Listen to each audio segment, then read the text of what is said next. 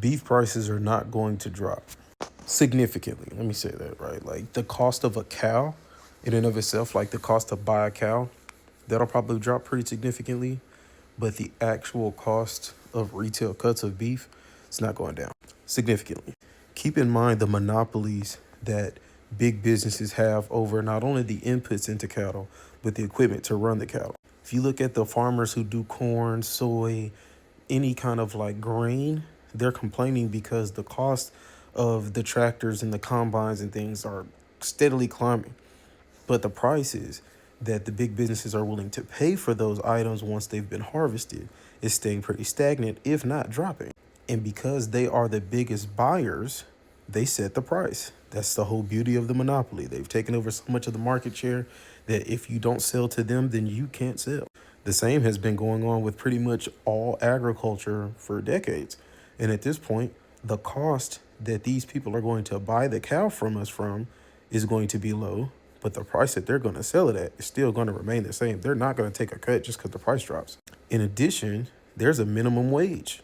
On top of that, cutting meat is a skilled labor. You are not going to be able to pay somebody pennies on the dollar to come in there and cut your beef into the retail cuts that you sell at Walmart or any other big box store. So those prices, let's say they were charging us at cost, that cost hasn't gone down that much. That price is still going to stay pretty high.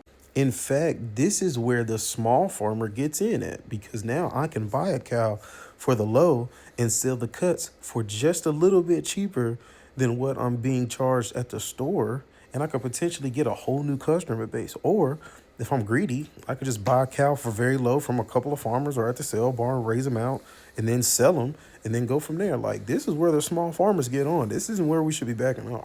When the cost of these cows drop, specifically the ones that come out of these sales where the farmer wanted to do grain, but the grain was just too expensive and he knew he wouldn't get the right price per pound for his beef, that's where small farmers are going to come in and say, hey, this market crash is going to allow me to buy 2 cows for the price that I would have paid for 1 cow back in the day, or maybe 1 1/3 cows or whatever.